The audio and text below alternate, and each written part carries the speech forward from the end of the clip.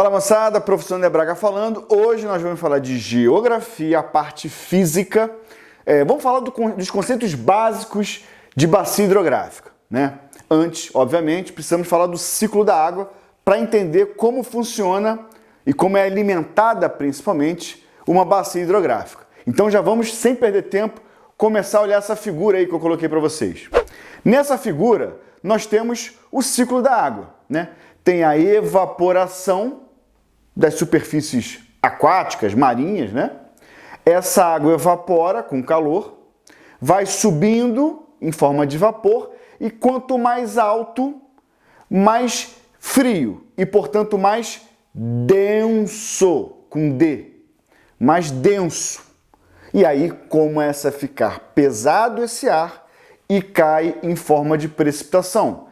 Precipitação na geografia a gente chama de chuva, em geografia, perdão, a gente chama de precipitação, tá? Então sempre que falarmos chuva, falaremos precipitação e vice-versa, beleza? Quando ela cai em forma de precipitação, ela pode escoar superficialmente, né? Aquela água que você, quando está chovendo, olha para o solo e o solo está encharcado, ela vai escorrendo para a parte mais baixa, ou ela infiltra, chegando nos aquíferos, nos lençóis freáticos e realimentando esse ciclo da água.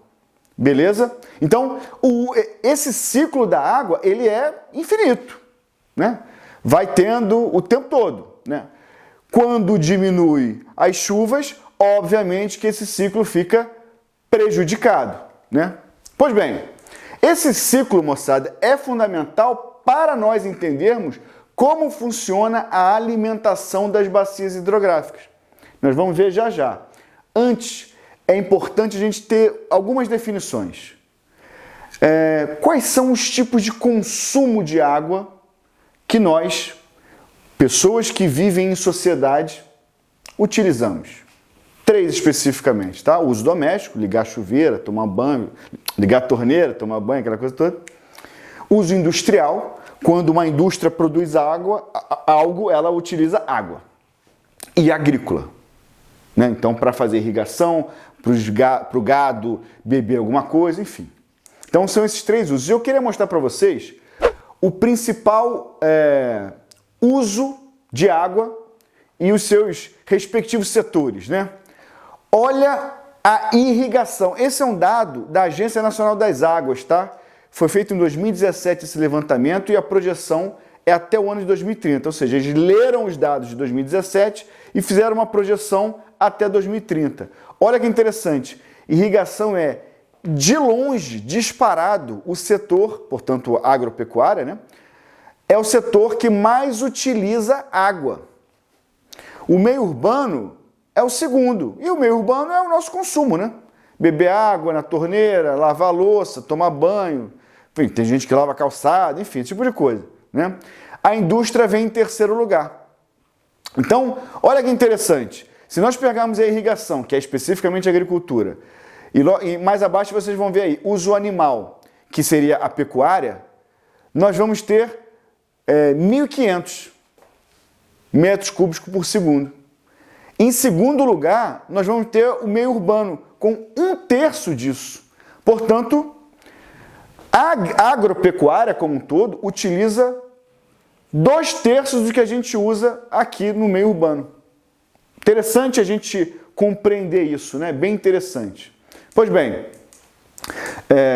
esse é um ponto importante para a gente entender, inclusive, o porquê da utilização dos rios, os rios que são muito importantes para a agricultura. Isso nós vamos ver nas bacias hidrográficas brasileiras, que, dependendo da sua localização, tem importâncias distintas para navegação, para potencial hidrelétrico ou para irrigação, né? Mas isso a gente vai ver na aula seguinte, quando falar de hidrografia especificamente brasileira, essa de conceitos, né?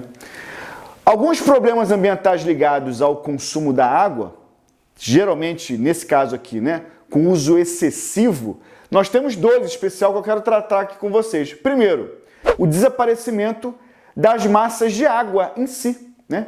Os lagos e os rios. O Mar de Aral é um exemplo mais clássico. Devido à produção de algodão, a plantação de algodão ainda no período soviético, aquele mar simplesmente praticamente secou. Né? Ou, né, o desaparecimento de aquíferos. Que quando você utiliza a água subterrânea, ela é finita, né? O ciclo da água é infinito, mas se você utiliza mais do que a capacidade de reposição da natureza, aquele aquífero acaba. Então, o uso consciente, o uso equilibrado, ele é absolutamente fundamental para manter esse ciclo hidrológico equilibrado. Beleza? Outra coisa no caso, a poluição antrópica. E quando a gente fala antrópica, antropo sempre é homem, né? Homem, ser humano, não gênero. Então é a poluição feita pelo homem. Nesse caso, geralmente a contaminação do solo também faz, como a água escorre pelo solo, ela infiltra pelo solo, ela também vai contaminar as águas subterrâneas, dos aquíferos, nos lençóis freáticos, né? Ou nos cursos dos rios, e aí com a emissão de lixo, lixo ou esgoto, né? Diretamente no curso dos rios. Como acontece, por exemplo, talvez o rio mais famoso, no nosso caso do Brasil, é o Rio Tietê em relação à poluição, né? Mas a gente também pode pensar na Baía de Guanabara, aqui no Rio de Janeiro, né? Que ela é extremamente poluída porque se joga muito esgoto e, para além do esgoto, tem lixo, muito lixo, sendo jogado diretamente na Baía de Guanabara. Beleza? Então, esses são problemas ambientais no campo antrópico, não do consumo, né? Mas sim de jogar lixos, dejetos na natureza. E aí, eu quero trazer para vocês, agora sim, em relação à bacia hidrográfica, eu fiz esse desenho aqui no PowerPoint para ser um pouco mais didático com vocês. Me acompanhem, por favor. Esse rio, portanto, tem uma nascente, já vamos falar de nascente daqui a pouquinho especificamente. Tem os afluentes, e aí eu quero chamar a atenção num detalhe muito interessante. Percebam, isso aqui tudo são os afluentes desse rio imaginário aí que eu criei para vocês. Percebam, e tem os subafluentes também, né? Que são os rios que vão desaguar nos afluentes. E os afluentes são rios que vão desaguar no rio principal. Beleza. Percebam a direção que esses afluentes estão seguindo. Nesse caso aqui, da esquerda para a direita. Percebam? Sempre da esquerda para a direita. Da esquerda para a direita. Mesmo inclinado para cima e tal, sempre da esquerda para a direita. Com isso, a gente pode facilmente entender, mesmo que não estivesse escrito nascente aí, a gente conseguiria saber onde é a foz dele. Porque se os afluentes estão em direção esquerda para a direita, a foz estará à direita desse rio. Diferente seria se tivesse assim, por exemplo, né? Um afluente que nasce à direita do rio e vai se pondo à esquerda da nossa visão. Aí, no caso, a foz estaria ao contrário. Beleza? Pois bem, moçada. Outro ponto importante que eu quero chamar a atenção de uma bacia hidrográfica, além do rio principal e seus afluentes, as áreas de vazão. Essas áreas de vazão é onde a água cai em forma de precipitação, fora dos afluentes, fora dos rios principais, e ela escorre em direção aos subafluentes, no caso aí. Ela pode cair e escorrer diretamente para o rio principal, pode cair e escorrer para o afluente ou para o subafluente. Ou ela infiltra no solo, vai para o lençol freático e por baixo da terra alimenta o rio. Ou a sua nascente, por exemplo. De boa? Então, as áreas de vazão são exatamente outras áreas, além do afluente, do subafluente, que alimenta o rio de água. O rio principal. De boa? É importante, portanto, entender que uma bacia hidrográfica é toda uma região que alimenta de água um rio principal. Olha essa imagem aí para vocês entenderem melhor.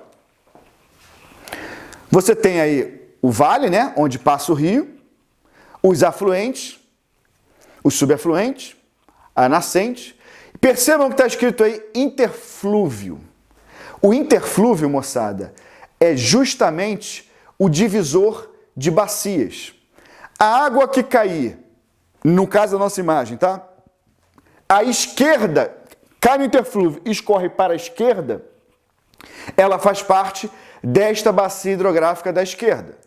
A água que cai e vai para a direita, ela é dessa outra bacia hidrográfica à direita. Eu quero fazer aqui um movimento aqui com as mãos, que uma bacia hidrográfica funciona basicamente assim. Vocês fazem uma conchinha com as duas mãos, onde o rio principal é a junção das duas mãos, né? Aqui é a junção. É a parte mais baixa desse vale aí. Beleza. Essas linhazinhas que tem nas nossas mãos são os afluentes. Se a gente jogasse uma água na nossa mão, ela ia escorrer por aqui e ia cair no rio principal. Uma bacia hidrográfica funciona da mesma maneira. Toda e qualquer água que cai em forma de precipitação ou infiltrada, que vai em direção ao rio principal, que alimenta o rio principal de água, é parte dessa bacia hidrográfica. Se por acaso uma precipitação cai e essa água bate aqui e vai para cá, e não para cá, para a conchinha, ela faz parte de uma outra bacia hidrográfica. Sacou? Então, esse é um conceito muito importante para vocês entenderem. Eu coloquei essa outra imagem aí, onde está escrito crista ou interflúvio, e aí assim, a água escorreu para a esquerda, faz parte da bacia hidrográfica que está colocada nesse desenho aí. Caiu para a direita, é de outra bacia hidrográfica. Beleza? Pois bem, outras partes do rio são a nascente, como eu coloquei, são sempre em áreas mais altas, e a foz, sempre em áreas mais baixas, porque o rio, obrigatoriamente, tem que seguir uma lei muito importante da natureza, que é a lei da gravidade. Como é que o rio vai correr de baixo para cima? Não dá, né? Ele tem que correr de cima para baixo. Ele tem que ser minimamente inclinado para poder seguir o curso dele. Beleza? Com essa questãozinha, já sabendo esses nomes aí, a gente consegue, por exemplo, matar essa questão que eu coloquei aí da IFSU. Observe o esquema que representa a parte de um rio. E aí nós temos um rio, né, a numeração 1, 2, 3 e tal, e aí cada número desse representa uma parte de um rio. O que ele está perguntando é, o número 5 constitui qual parte do referido rio? Bom, se o rio principal é esse que a esquerda começa com 1 e a direita finaliza com o número 8, e a gente vai ver já já o que significa esse número 8, já estou adiantando que é a foz do rio, que são ilhas sedimentares que o rio vai depositando ali. Pois bem, se esse é o rio principal, esse número 5 representa um afluente, letra B. Beleza? Pois bem, eu fiz esse corte longitudinal desse rio. A gente está agora olhando o rio de lado, né, de perfil, digamos assim. A nascente, portanto, mais alta, porque ele tem que ser mais alto, e a foz mais baixa.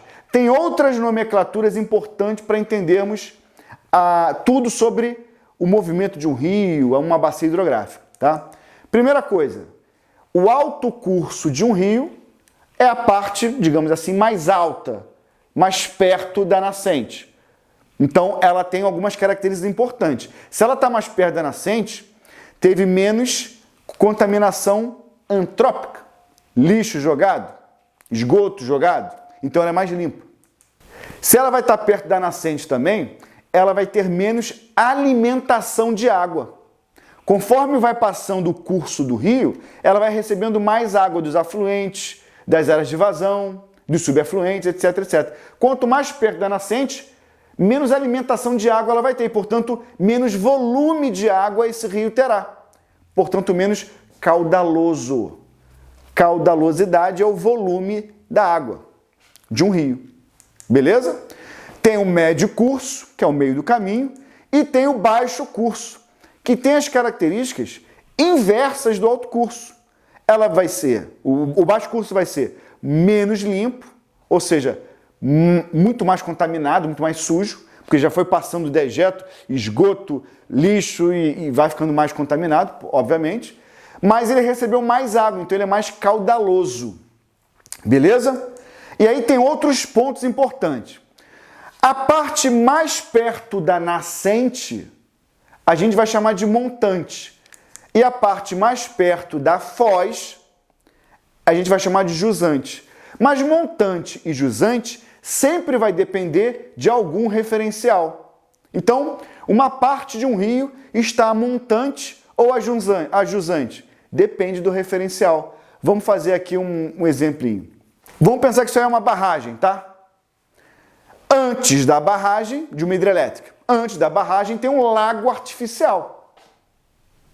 Esse lago artificial, em relação à barragem, está mais perto da nascente. Então, ele está montante. Mas vamos seguir o curso normal do rio. Depois da barragem, nós temos uma redução da vazão, porque é um represamento desse rio e, no caso de hidrelétrica, libera-se a quantidade, uma vazão menor do que a vazão original. Então, essa redução da vazão, a redução da vazão do rio, ela é menor a jusante da barragem. Então, o lago artificial, por estar mais perto da nascente, ele está montante da barragem. E a redução da vazão está a jusante da barragem, porque está mais perto da foz do que a própria barragem. Vamos continuar seguindo o curso desse rio. Temos uma fazenda. Esta fazenda está a jusante da barragem, porque ela está mais perto da foz do que a barragem. A barragem está a jusante do lago artificial, porque a barragem está mais perto da foz do que o lago artificial. Porém, essa barragem está a montante da fazenda, porque ela está mais perto da nascente do que a fazenda. Entendeu? Então, estar a montante ou estar a jusante depende do referencial. Tem que ter uma referência para saber se você está mais perto da nascente ou da foz em relação a essa referência. Beleza? Com essas informações, a gente consegue matar essa questãozinha aí, para marcar a incorreta. Vamos lá. Com base no esquema apresentado do ciclo da água, assinale a alternativa incorreta. O Sol aquece a superfície da Terra, fazendo com que a água dos lagos, dos rios, das marés, do solo e de outros lugares suba em forma de vapor. Ok. Formando as nuvens e retornando à superfície sob forma de precipitação. Esse processo é infinito e cíclico. Ok. Nós vimos isso lá no comecinho da aula. Beleza? Letra B. Jusante e montante são direções de uma corrente fluvial. Ok. Jusante significa em direção à nascente. Não. Montante significa em direção à nascente. Então essa está errada. Enquanto que montante significa em direção à foz. É o inverso, tá? Por ser o inverso, ela está incorreta. Então, letra B está incorreta. Teremos que marcar essa. Beleza? Outro ponto importante. Vamos falar das nascentes agora. Como nascem os rios? Como surgem as nascentes? Né? E é simples, moçada. Olha essa imagem aí. Tem as precipitações, que faz parte do ciclo da água, né? Essa precipitação infiltra, como vocês podem ver nessa setinha, pelo solo, vai infiltrando, o solo poroso vai infiltrando, até que ela chega numa rocha impermeável, numa camada impermeável. Impermeável é aquela que não entra água. E aí ela para ali. No que ela para ali, forma-se um bolsão d'água. Um aquífero, um lençol freático. E aí, beleza, criou-se esse bolsão d'água. O relevo dessa região, num dado momento, vai baixar, como está mostrando aí na imagem. Vai baixando. E esse lençol freático, num dado momento, fica exposto. No que ele fica exposto, tem-se uma nascente. E aí, a gente vê imagens muito impressionantes, por exemplo, da nascente do Rio São Francisco, que eu quero mostrar para vocês agora. Olha como nasce o Rio São Francisco. Olha essa plaquinha interessantíssima, né?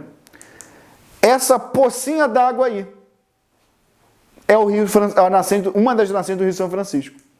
Né? Por quê? Porque isso, num dado local, esta mesma água está subterrânea, mas o relevo foi baixando, de repente ela ficou exposta. Beleza? Esse é, por exemplo, um rio de regime pluvial, depende da chuva para existir. Beleza? Em outro caso de nascente, não de lençol freático, mas de derretimento da neve, a gente vai falar isso daqui a pouquinho. É o Rio Amazonas, como vocês podem ver nessa imagem aí. Isso aí, por exemplo, é o derretimento de de neve em montanha, que vai formar o Rio Amazonas. Ele começa, portanto, dessa água escorrendo dessa pedra aí, depois vai virar o Rio Amazonas, que é o maior do mundo. Entende? Então tem essas duas formas de nascente, digamos assim, né? Pois bem, moçada, vimos a nascente e as suas formas. Agora vamos ver o extremo do rio, a foz.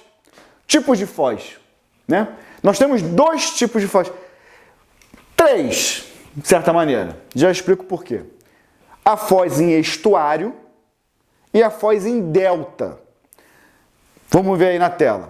A foz em estuário, ela é típica de rio de planalto. O rio de planalto tem o seu curso, a água é mais veloz e, portanto, ela chega na sua foz de maneira mais veloz e consegue desaguar no mar de maneira mais direta. A foz em delta, ela é geralmente de rio de planície e eles são mais lentos, porque não tem tantas quedas d'água, são mais lentos. E no que eles são mais lentos, eles vão carregando sedimentos que eles vão trazendo ao longo da sua viagem, no seu curso. Como eles são mais lentos, eles vão depositando no fundo, principalmente, do rio, sedimentos, por serem mais lentos. Eles não vão com maior velocidade, né? Essa lentidão vai trazendo mais sedimentos com eles e esses sedimentos são mais pesados e vão sendo depositados no fundo. Pois bem, e por isso, ao longo de milhares de anos, vão sendo criadas ilhas, milhares, milhões de anos, vão sendo criadas ilhas na foz desse rio. Então, ele vem numa velocidade, já é lento.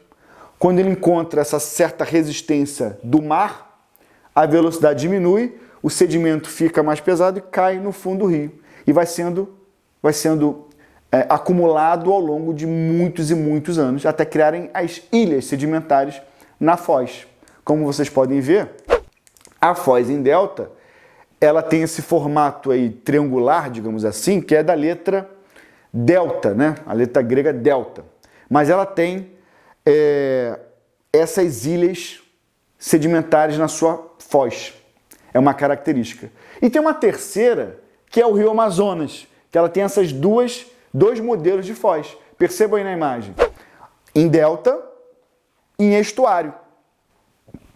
Até nisso o Rio Amazonas é diferente, né? Peculiar.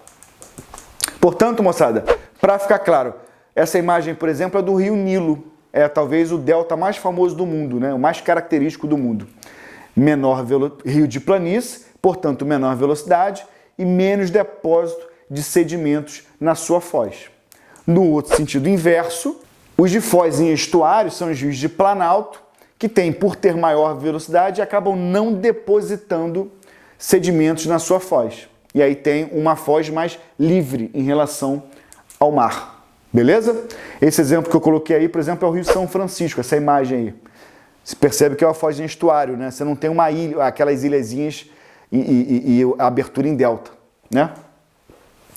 Pois bem, outro conceito importante que a gente precisa entender nisso tudo é o tipo de drenagem, ou seja, mas o local onde esse rio vai desaguar. Tem 4. A exorreica, que é no mar, o rio que deságua no mar, no oceano, portanto fora do continente, que é o predominante aqui no Brasil, no nosso caso no Oceano Atlântico. Tem a endorreica, e aí só um detalhe, tá? Exo, quando colocar EX, geralmente é de externo. Exportação, né? Externo. E quando colocar endo, geralmente não, é interno, tá? Então, a endorreica é deságue no mar dentro do continente. Como, por exemplo, o Rio Jordão. Quero mostrar isso para vocês agora. Olha só, tem o Rio Jordão na Palestina e ele deságua no Mar Morto. Percebam que o Mar Morto não tem vinculação com nenhum mar oceânico, né? Ele é um mar interno, digamos assim, né? Então é endorreico. Tem, no caso brasileiro, tem a drenagem arreica, são rios intermitentes, aqueles que na parte do ano que menos chove, eles simplesmente acabam, eles secam. Então o rio, o A nesse início de palavra significa não. É como se tivesse nenhuma drenagem, não drenagem, né? No português mais literal. Então são rios que secam durante a seca, eles acabam não drenando em lugar nenhum, né? E por fim, praticamente não existe, a gigantesca maioria são exorreicos, e tem os rios de criptorreicos, que são em cavernas. Isso provavelmente não vai cair na prova, mas é importante vocês também terem um conhecimento mais amplo do conteúdo. Beleza? Agora eu quero fazer essa diferenciação entre rios de planalto e rios de planície que nós já vimos em algumas circunstâncias aqui na aula de hoje, né? Primeiro, o rio de planalto, eles têm umas quedas maiores, né? Então eles vão ter mais velocidade. Por ter mais velocidade, eles acabam corroendo, comendo as laterais dos rios, as margens. E aí acabam que eles moldam mais o contorno do próprio rio, o canal do próprio rio. Então eles têm menos curvas. Como eles são mais rápidos, quando eles encontram uma resistência, ao longo de muitos anos, eles vão corroendo as paredes das margens e vão transformando aquela curva cada vez mais em reta. Então são rios com muito menos meandros ou curvas. Meandro é a curva de um rio, beleza? Eles têm, devido a essas quedas, um potencial hidrelétrico muito grande, porque a queda d'água ajuda na geração de energia a partir do movimento das turbinas das hidrelétricas, né? Então o Rio de Planalto ele é muito importante para a existência de hidrelétricas, potencial hidrelétrico grande, porém a navegação fica comprometida por conta do rio ter irregularidades no seu percurso, né? E aí, os rios de planalto, a navegabilidade é possível em alguns lugares a partir das eclusas, como vocês podem ver aí nas imagens. O navio entra num local mais alto, entra nessa eclusa e a água ela é baixada até o nível da parte mais baixa do rio. E aí o navio sai. No sentido inverso é a mesma coisa. Se ele entra na parte mais baixa do rio, ele entra na eclusa, a água sobe até o nível da outra parte do rio, a parte mais alta, e depois o navio segue seu curso normal. Então, só que a eclusa é caro, né? Então, para fazer a navegação de um rio de planalto, geralmente é mais caro, né? Mas existe, no Brasil tem algumas eclusas, né? Uma das principais é uma eclusa que tem no rio Tietê, antes da cidade de São Paulo. Bem bacana, eu já fui lá, inclusive. Outro ponto agora, aí no caso dos rios de planície, é tudo inverso.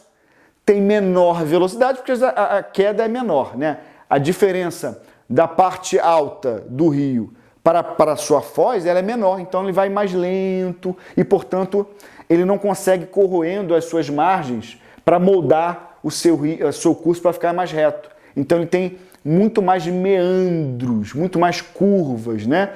E, portanto, por não ter muitas quedas, a navegabilidade é muito melhor do que nos rios de planalto. Olha um exemplo aí que eu queria mostrar para vocês de um rio de planície, o Rio Amazonas. Olha quantas curvas, como ele é meândrico, né? Muitas curvas. Beleza? Para a gente se encaminhar para o final, vamos falar do regime fluvial, ou seja, o regime desse rio. Eu já até dei um spoilerzinho mais atrás quando eu falei das nascentes, né? Nós temos os regimes pluviais ou nival, ou seja, aquele rio que depende da chuva, ele é um rio pluvial. O rio que depende do derretimento de neve, das partes altas das montanhas, ele é um rio nival. Então tem esses dois, nival e pluvial. No Brasil, o predominante é o pluvial. No caso, pluvial tropical, ou seja, aqueles rios que durante o verão têm o seu regime de cheia. E durante o inverno, que é um período que chove menos, tem o seu período de vazante, período mais, com o rio está mais baixinho. E aí tem um detalhe que é interessante, tá? O rio Amazonas, ele tem os dois regimes. Lembra que ele nasce nos Andes, a partir do derretimento da neve das montanhas mais altas? Mas também, ao longo do seu percurso, ele é alimentado tanto pelos afluentes, mas principalmente pelo regime de chuva, que na linha do Equador é muito forte. Na aula de clima, nós já vimos como funciona. Por exemplo, no Brasil, é a região mais chuvosa, né? Então, assim, ele é tanto nival quanto pluvial. Beleza? Então, o Amazonas tem duas tipos de foz e dois tipos de regime. É, de fato, um rio bem interessante, né? Pois bem, uma coisa que eu quero chamar a atenção aqui nesse regime de chuva, durante o período de cheia, que é o volume do rio mais volumoso, digamos assim, né? E de vazante, que é o volume está bem baixinho. Quando tem a vazante, o nível de poluição aumenta. Não em quantidade, mas por causa da concentração. Como tem menos água para diluir a poluição fica mais concentrada. E aí tem um fenômeno muito interessante no Rio Tietê, depois da cidade de São Paulo. Essa foto que eu quero mostrar para vocês é de Pirapora do Bom Jesus. Isso aí, essa espuma, é resíduo das indústrias químicas que vão colocando seus restos, né, durante o rio. E como tem menos água durante a vazante, essa química fica mais concentrada. Olha que interessante isso, né? É algo que realmente chama muita atenção e mostra como o rio é poluído. Para além da poluição sólida de restos, de resíduos de lixo, né? Tem a poluição química. E essa aí é tão ou mais perigosa do que de resíduos sólidos. Beleza? Quero mostrar para vocês aí no quadro na tela um esquema, né? Onde mostra que essas oscilações, né? Dependendo do regime de derretimento das neves, da neve das montanhas, é um rio nival, e dependendo do período de chuva do ano, o rio é pluvial, né? Então, dê um print aí na tela para vocês copiarem essa questão desse esquemático aí do regime fluvial, beleza? Esse outro esquemático aí mostra, por exemplo, o rio Amazonas, a predominância de rios pluviais no Brasil e a especificidade do rio Amazonas aqui no Brasil. Beleza? Para finalizar, a gente precisa entender dos leitos dos rios, ainda pegando carona no regime do rio, né? Então a gente tem aí, como vocês podem ver na imagem, o leito menor, que é no período de vazante, onde o rio ocupa esse espaço, o leito maior, que é no período de cheia, né? E a planície de inundação, onde esse rio pode chegar em casos de uma cheia mais elevada. Ele pode chegar até lá. No período de cheia, principalmente em momentos de chuvas mais torrenciais, ele vai chegar até lá. Quando não existia pessoas, nem prédios, nem nada neste local, no caso dessa foto aí, o rio chegava até aí. Só que agora tem um detalhe. Nós moramos nessa planície de inundação. E aí, principalmente nas áreas urbanas, vai ter enchente. Sacou? Olha essa imagem que eu peguei da professora Danúbia Barros da USP. Ela produziu essa imagenzinha, né? Tem o leito de vazante, que é o cursozinho menor, né? Aí. Perdão, essa parte onde o rio está mais vazio, né? Tem o leito menor, o leito maior e a planície de inundação. Ela transborda, inclusive, a nossa visualização. Ela pode chegar, inclusive, nessas áreas das árvores que vocês estão vendo aí, à direita ou à esquerda, né? Vocês podem achar assim, o rio vai chegar nessa parte gramada aí, não vai chegar nas árvores. Chega. Essa planície de inundação, como o nome já diz, ela pode ser inundada num momento em que está chovendo exacerbadamente. Só que isso, durante um tempo, se as pessoas forem ocupando essas áreas do rio, tem um agravante. Geralmente, cai a precipitação, você tem você tem a infiltração dessa água no solo e ela vai para o rio. O rio vai enchendo o seu nível e ok, fica nessa sanfona, né? Enche, inunda, esvazia, volta para o leito menor. Beleza. Mas quando você coloca uma cidade nas margens do rio, asfalto, concreto, você impermeabiliza esse solo. E aí a água bate e não infiltra mais. Ela vai direto para o rio. E aí a vazão do rio aumenta muito nesse período de chuva. E aí o alagamento, as enchentes são muito maiores. Nós vamos falar de questões ambientais urbanas, especificamente desse problema. Tá? Beleza. Com essas informações todas que nós vimos, a gente consegue matar essa questãozinha aí que é bem interessante. É uma questão de 2009 da UFPR, Federal do Paraná. A água é um dos principais agentes que modelam e modificam a paisagem natural. A figura abaixo ilustra os principais componentes do ciclo hidrológico na fase terrestre, quando já precipitou, quando já choveu, exemplificando-os sobre uma encosta vegetada. Então lá tem a legenda, né? O número 1 é a interceptação pela copa das árvores da precipitação, o 2 é quando ela escoa pelo tronco, o 3 é o gotejamento pelas folhas, o 4 é quando ela evapora novamente pela evapotranspiração, né? O 5 é o atravessamento, quando isso vai e cai no solo. 6 é a infiltração no solo. 7 é quando o solo está encharcado e há o escoamento superficial, quando a gente olha e consegue ver a água escorrendo.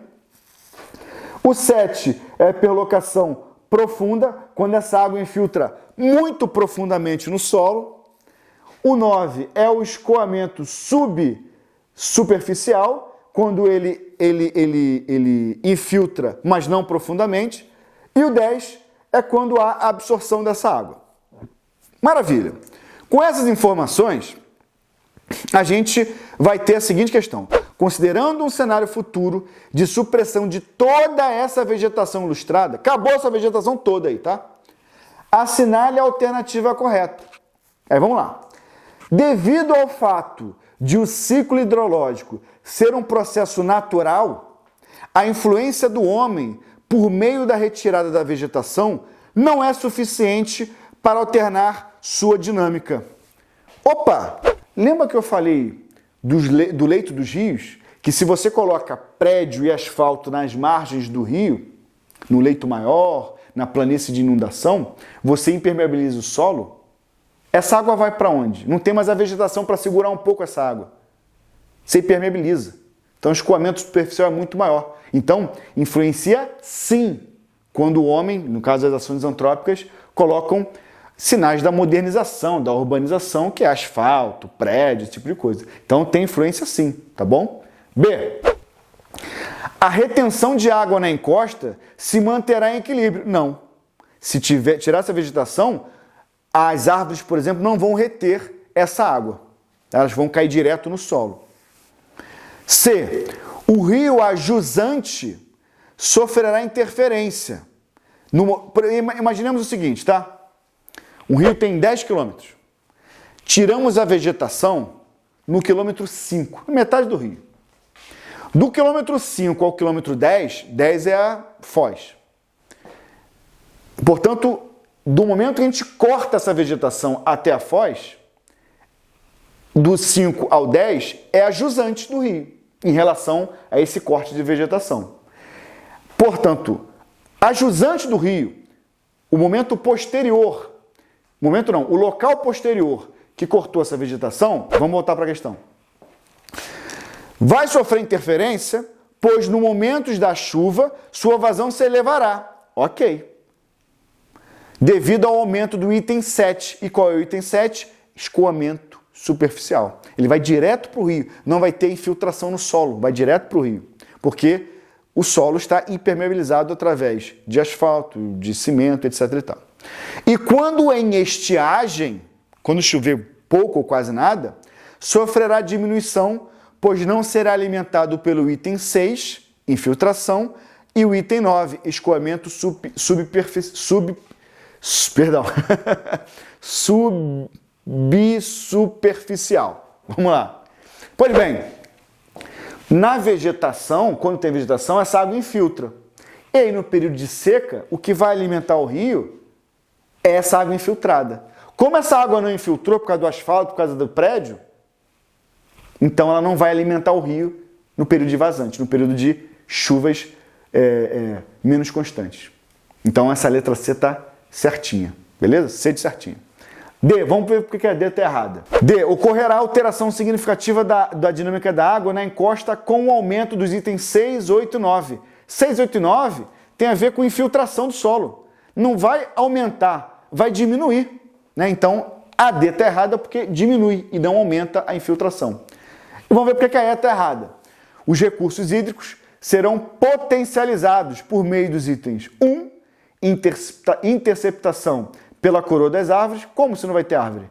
2, escoamento pelo tronco, como se não vai ter tronco. E 3, gotejamento pelas folhas, como se não vai ter folha. Beleza? Pois bem, moçada, como vimos, hoje trabalhamos conceitos básicos. Quando falo básico não é de fácil, mas é que é fundamental para entendermos novas matérias a partir de agora em Geografia Física. Sobre bacias hidrográficas. Né? Na próxima aula, bacias hidrográficas brasileiras, principalmente Bacia Amazônicas, Tocantins-Araguaia, São Franciscana ou São Francisco, Bacia Platina. Beleza? Um abraço, até a próxima.